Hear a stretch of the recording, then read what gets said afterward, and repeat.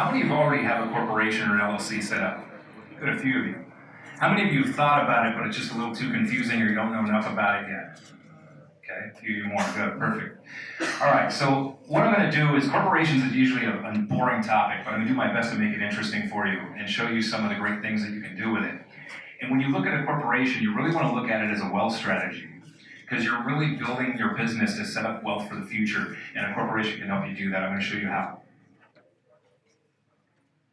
Okay, so the three things we're gonna cover. I'm gonna talk about reasons to incorporate.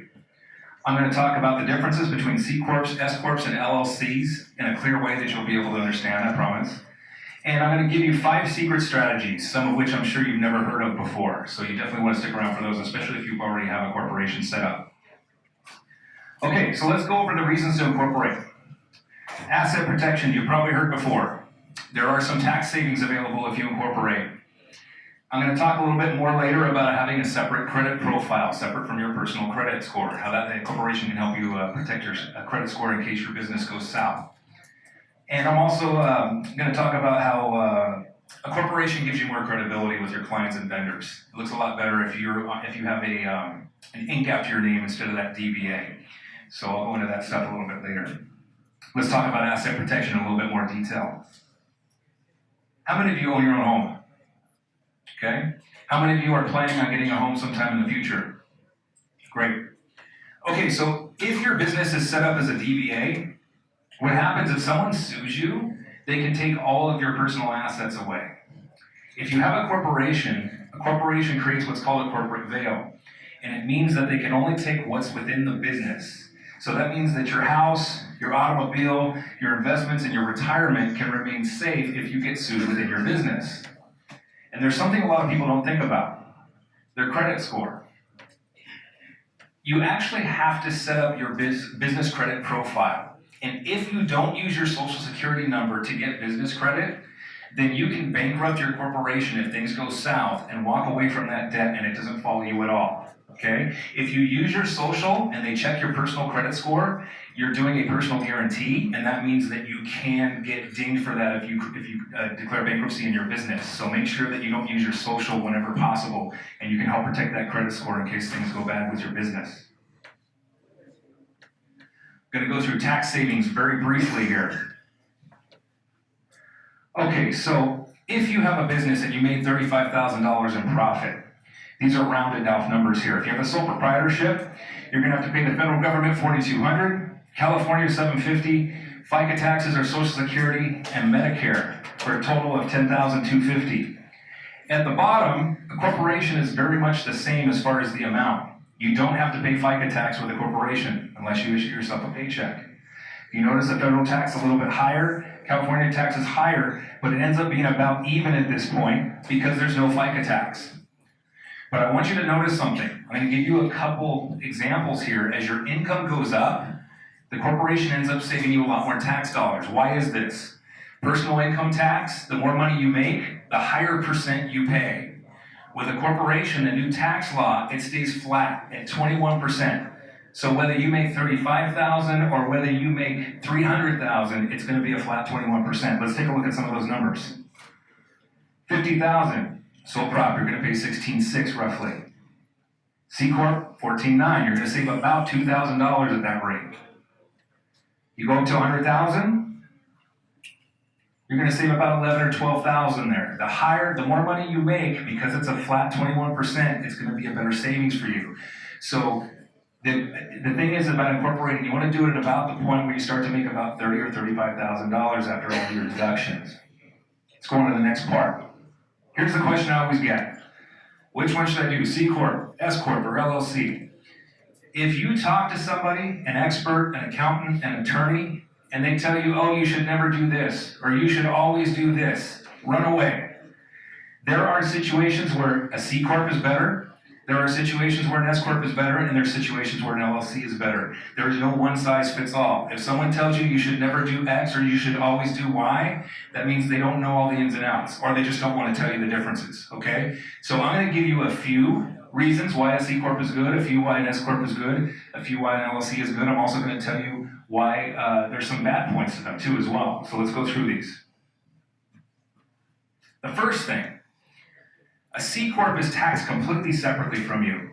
Okay? So you're going to file a tax return for your C corporation, and you're going to file a tax return for your individual self. They're taxed as separate as you and me.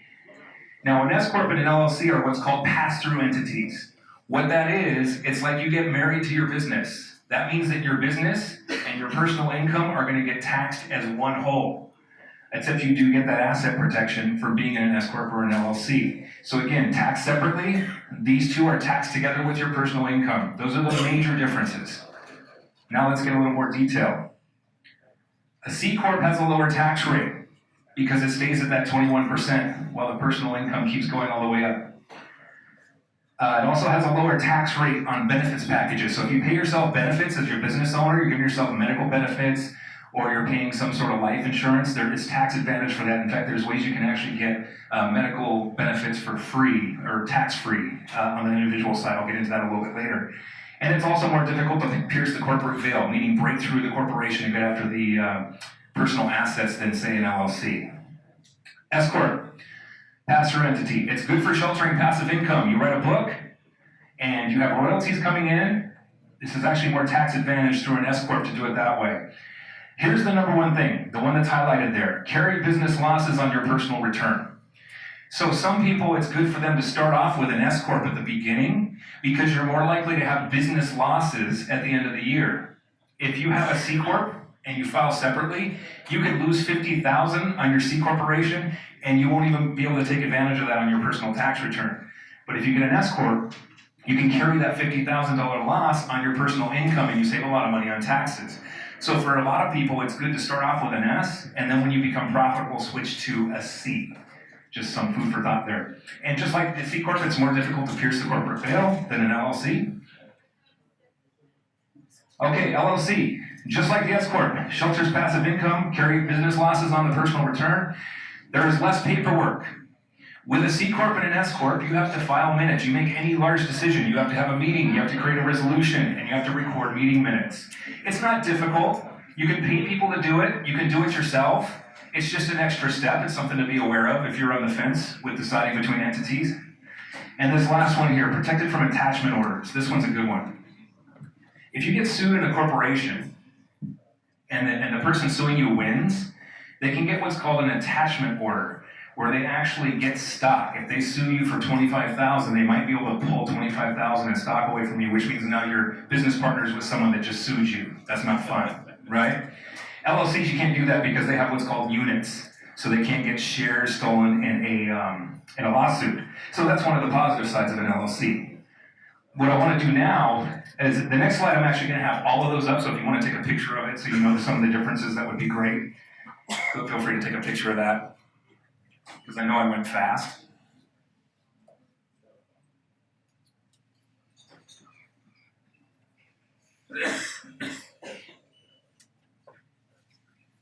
Okay, great. Let's talk about some of the things to watch out for. With a C Corp, possible double taxation. Here's what a lot of people tell you. Never do a C Corp because you're going to get double taxation. Never do a C Corp because you're going to get double taxation. First off, let me tell you what double taxation is, then I'm going to tell you how you can avoid it. Remember, you're filing two separate tax returns. If a corporation is profitable, a C Corp, it gets taxed on its profit, and then you pay yourself a dividend, and you get taxed personally on the dividend. That's double taxation, right? But there are so many ways to avoid that. There's so many creative ways to avoid that. You're going to see some of those at the last part of my presentation. But one of the things you can do is leave the money in the corporation to reinvest it. Then you don't have to pay yourself a dividend. Or you can pay yourself a paycheck or do some combination of both. But there's also some more advanced strategies at the end of the presentation. I'll tell you how to avoid that double taxation. So just be aware that it's there, but don't use it as a reason to not do a C Corp. The other one to watch out for is, like I mentioned before, there's a lot of paperwork. If you make big decisions, you have to document them. S Corp. Okay, something you should know. An S Corp has been a focus for IRS audits since 2013. The reason is a lot of people were screwing it up. So it's just more likely to get audited. It's something to think about. If you're worried about that, it's something to think about if you're on the fence. Has a higher tax rate than a C Corp. You are taxed on your benefits packages. And something a lot of people don't know, it's limited to 100 owners. That's why C Corps are the only ones that can go public and get a lot of investment.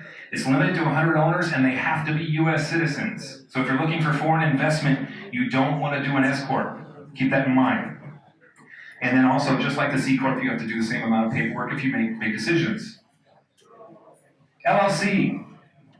It's easier to pierce the corporate veil. What does that mean? It means that they haven't been around for as long as corporations. Corporations have been around since the 1600s.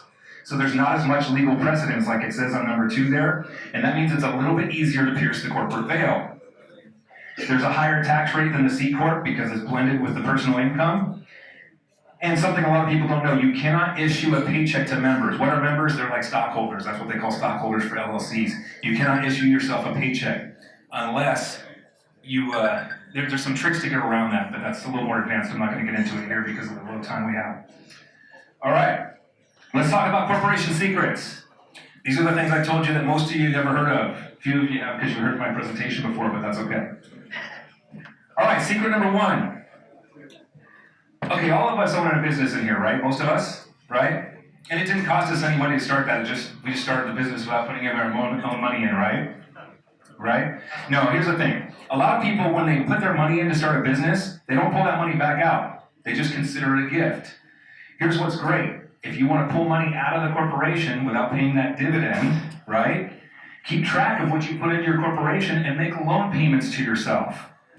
You know what's good about that? Is when I make a loan payment to myself, I don't get taxed on the personal side because it's just a repayment of money that I put in.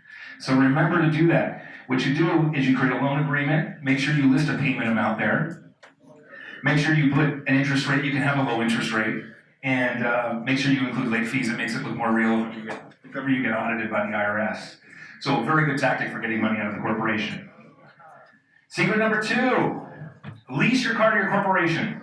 Do not sell it to the corporation. If you have a trucking company or something like that, big trucks, there are a lot of liability, have the corporation own it. But if you're just driving from place to place, meeting clients, do not sell your car to the corporation. I made this mistake when I was first getting started because I thought, hey, great, I want to write off all the expenses for my vehicle. Well, here's the problem. What happens when you go to insure a business vehicle? What happens to the rate? Does it go up or down? It goes up 2 to 3 times, sometimes 4 times. So all the money I was going to save in the deduction, I lost on the insurance. How do you get around that? You buy your car in your personal name, you create an agreement and lease it to your corporation. And then you get to write off the expenses. All of the expenses or some of them depending upon your situation. Here's how you do it. Get lease comps on your vehicle for the make and model year. Find out what people are, oh, my car's so great, I keep it clean, it's worth $2,000 a month and you drive a Honda Civic. No, you have to make it fair market value. Look it up. Okay, look it up to see what it is. Create a lease agreement, find one online, hire someone to do it for you, make sure you have the late fees included, makes the agreement more real. Here's a real client example. For the year, $4,800 in lease payments, $1,500 in car insurance, as opposed to the $4,000 or $5,000 that I did the first time I did it, $950 in maintenance, $2,300 in gasoline.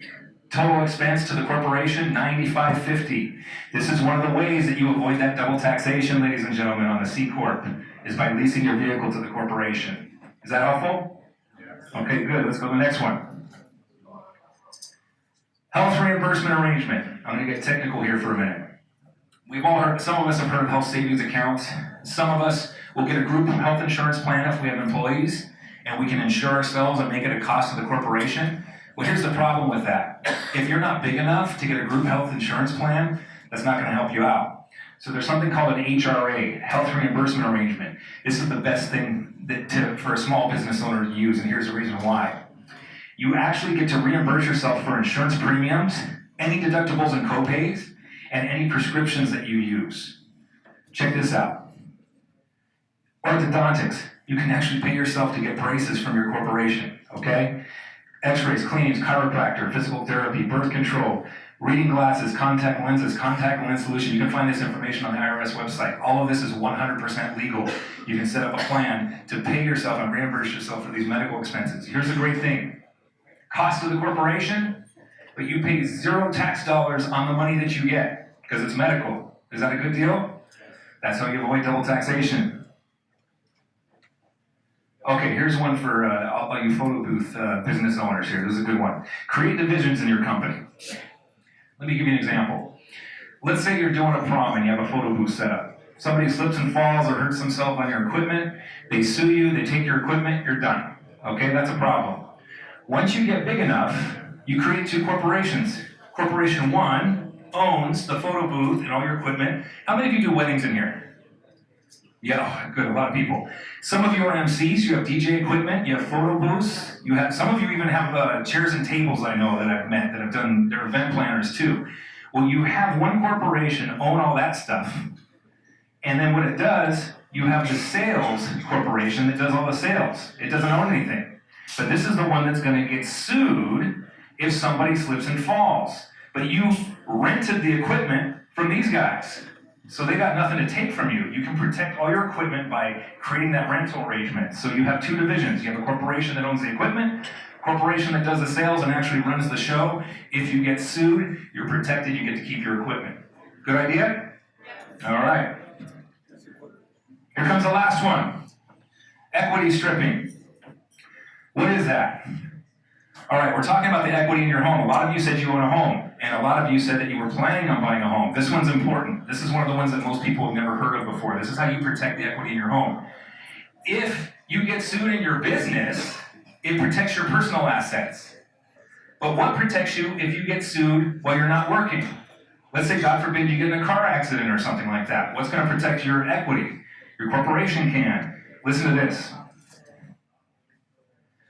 This is where your corporation now will lend money to you, the individual. Let me ask you a question. You go get a loan on your house, you get a mortgage loan. What do they do to make sure they get paid back? What do they put on the house? They put a lien, okay? This is your house, right here. Let's say you have a mortgage loan on it, up to here. That means you have this much equity. You get in a car accident, that equity can be taken from you.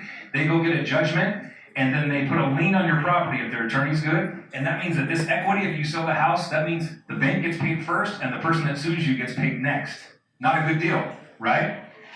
Okay, watch this. I'm going to use this as an example in a minute. Watch. Your corporation lends money to you, the individual. Your corporation puts a lien on your house. Bank has a loan. Your corporation has a lien up to here. Someone sues you, they're going to put a lien on it for more than the house is worth, they can't touch it. Okay? This is all 100% legal. This is what you do. Loan money to yourself, file a form UCC1 with the state, which puts a lien on your property, and that way you can protect the equity in your property without getting sued. This is a really good idea. Steal this one from me, please. All right, so I want to talk to you about our packages and what we charge. We charge $9.97 to set up the corporation for you. We do a consultation with you to learn about your life and your business so that we know we can make a recommendation as far as which one's better, C Corp, S Corp, or LLC. If you already have a corporation, we have a package to do a corporate checkup. Now, Rex asked me to do you guys a favor because there's a lot of new people here and it's his first event. And I know a lot of people do this, but this is my first time doing this. I'm actually giving you guys a discount for being the first event for the photo booth conference. I appreciate all of you coming out tonight to do this, but the corporation package is actually $750. Corporate checkup's $997. And what I've got is a free consultation for all of you. It's a phone consultation for up to 30 minutes. I've got a form here if you're interested in that. I will pass these around. If you're interested in it, fill it out. My table is in the back. They put baby in a corner. I'm in the far back corner over there, right next to the door. You can't even see me. But I'll be hiding back there. Come see me and give me a form if you're interested. Ask me a question, and we'll go from there. All right, so let's move on. I want to answer a couple questions before we go on to the next speaker. Start right here, sir. Would you say it's worth to incorporate before you're making that $35,000 profit? The question was, is it worth it to incorporate before he's making the $35,000 profit margin that I mentioned up there? It depends on where you believe you're going. I got incorporated as soon as possible, and that's me. If you're sure that you're going to put your life into this and you're going to make it happen, do it right away, because it's going to help you get started and up off the ground. If you're like, it's your side gig and you're not sure and you're kind of like waffling a little bit and you haven't started making money yet, I would put it off until later. So if you're 100% into it, get it done now while you're up and running. Otherwise, wait. Another one, yes? When you say create divisions, is that two different corporations? Two different corporations. His question was, when you create the division, the equipment and the sales, is it two different corporations? Absolutely. And you surely want to wait on that one until you have enough equipment where it makes sure to do that at an expense. So don't do it right away. Yes, sir. If we have the sales on our division, sales tax, we're getting a tangible, does that go on to the hardware or to the sales division? Ask that question again. So you're producing a tangible, print. That gets taxed in California, but who gets that tax? You have a division between your hardware and your sales. Because your sales is technically just selling the service, but the hardware is being produced by the other division. Is there something there? Yeah, so the corporation would actually pay the sales tax on that, but if you are, so here's the thing, if you get a resale license, that means that the person you're buying it from is not paying that, you're not paying the sales tax from the person you're buying it from, the customer actually will pay it, the person you sell it to. If you don't get that resale license, that means you're gonna have to pay it. See, so talk to me more about that if you want some more, yeah, it's a little more complicated, yes? So those 5 tips that you gave at the end, Yes. does that apply to all the different types of sales, or is it only the C corp? Okay, most of those apply to the C corp. There's a couple of them that work with all three, but most of those are only to the C corporation. That's a great question. Any others? Okay, yes, one more. So you were talking about the asset protection, if you're a C corp or S corp, is that additional asset protection in your insurance? Okay, the question was, it's a little better for asset protection if you're a C corp and an S corp, and I mentioned LLCs weren't as good, and I'm going to answer the insurance question in a second. I want to clarify this. C corps and S corps are like our 9 or a 10 as far as asset protection, as long as you maintain them, and LLCs are like a 7 or an 8, like they're really close. But it's just something to know that they're not as strong because the legal precedence isn't there. Now, she was asking me, is it asset protection because of insurance? No, you can get insurance for additional protection. The entity itself creates a box around your business. So if you get sued from within the business from doing an event, that means the lawsuit stays with the assets of the business. They can only take what the business owns. They can't break through and take your home or your car or other things, right? But if you get insurance on top of that, that means that you're not stuck selling your equipment to pay off that lawsuit. So you should do both. It's actually good to have the corporation, and if you get enough equipment in there that's going to hurt you if you get sued, then get the insurance on it as well. You know, some liability and some things like that. It'll help you double protect you. So great question. All right, I'm going to be in the back afterwards in the right corner over there. If you have further questions or more detailed questions, we'll go there. But thank you very much for your time. I appreciate it.